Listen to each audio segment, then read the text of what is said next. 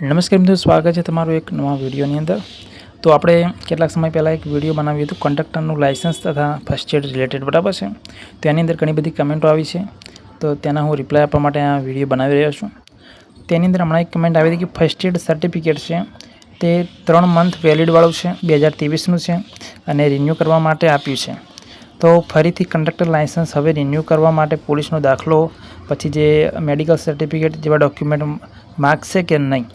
તો પહેલી વાત તો ફર્સ્ટ એડ સર્ટિફિકેટ તમે જ્યારે કોર્સ કર્યો છો એના પછી તરત જ પ્રોવિઝનલ સર્ટિફિકેટ આપ્યું છે 3 મંથનું, અને એના પછી તમારા ઘરે આવ્યું છે 3 વર્ષનું જે ઓરિજિનલ ફર્સ્ટ એડ સર્ટી આવે છે તે, અને જે તમે કંડક્ટરનું લાઇસન્સ કઢાવ્યું હશે તે 3 મંથ જે પ્રોવિઝનલ સર્ટી આપ્યું છે આપણને ફર્સ્ટ એડનું તેના આધાર પર કઢાવ્યું છે, અને જે પણ કંડક્ટરનું લાઇસન્સ આવ્યું એ 3 મંથ માટે વેલિડ હશે, બરાબર છે।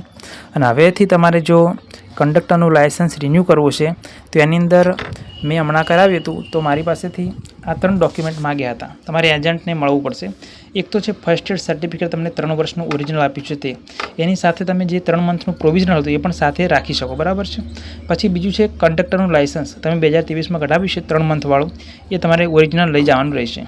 એની સાથે તમારે આધાર કાર્ડ પણ લઈ જવાનું રહેશે, બરાબર છે। આ સાથે તમારે કોઈક ઓળખ પુરાવા માટેના 1-2 ડોક્યુમેન્ટ ઓરિજિનલ લઈ જજો, બાકી બીજે કોઈ માગતા નથી। મારી પાસે પોલીસનો દાખલો કે જે તમે કહ્યું મેડિકલ સર્ટિફિકેટ જેવું કોઈ માગ્યું હતું નહીં।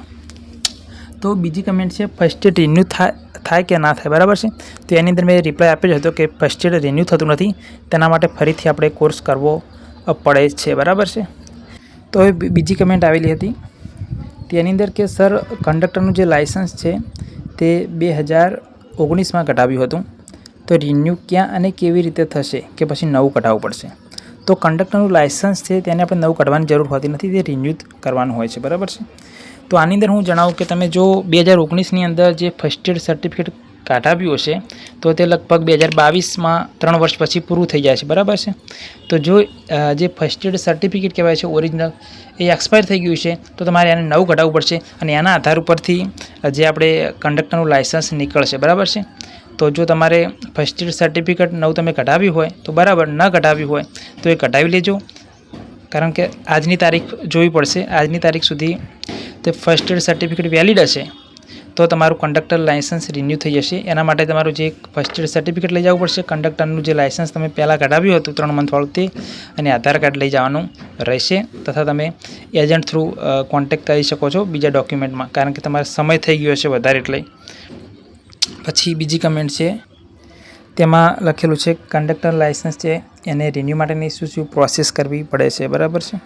તો એની અંદર સેમ મેં બતાવી આ જ પ્રોસેસ છે, તમારે એક ફોર્મ ભરવાનું હોય છે અને સાથે આ ડોક્યુમેન્ટ એટેચ કરવાના હોય છે, ફર્સ્ટ એડની xerox, conductor licence original attach કરવાનું હોય છે, અને આધાર કાર્ડની ઝેરોક્સ, અને સાથે ફર્સ્ટ એડ સર્ટિફિકેટ ઓરિજિનલ પણ તમારે ત્યાં લઈ જવાનું રહેશે, બરાબર। પછી બીજી એક કમેન્ટ આવેલી હતી કે રિન્યૂ કરવા માટે ફોર્મ ફિલઅપ કરવું પડશે, તો હા, રિન્યૂ કરવા માટે ફોર્મ ફિલઅપ કરવું પડશે અને એ સાથે આ ડોક્યુમેન્ટ અટેચ કરવાના હોય છે। પછી બીજી એક કમેન્ટ આવી હતી કે સર મારે પણ 3 મંથ બાકી છે તો પણ રિન્યૂ નથી કરી દીધું એન્ડ ફરીથી કોર્સ કાઢવો એમ કહે છે, અને તો એ બરાબર છે, આપણે ફર્સ્ટ એડ સર્ટિફિકેટ છે એ રિન્યૂ થતું નથી, એના માટે આપણે ફરીથી કોર્સ કરવો પડે છે, બરાબર છે। તો આઈ હોપ કે તમને બધો કમેન્ટ તમારી હતી તેની અંદર મેં તમને રિપ્લાય આપ્યા છે, તમને ખ્યાલ આવ્યો હશે। છતાં પણ કોઈ મૂંઝવણ હોય તો તમે મને કમેન્ટ કરી શકો છો, બરાબર। હું તમારા પ્રશ્નોનો જવાબ આપવા માટે પ્રયત્ન કરીશ। Okay, thank you.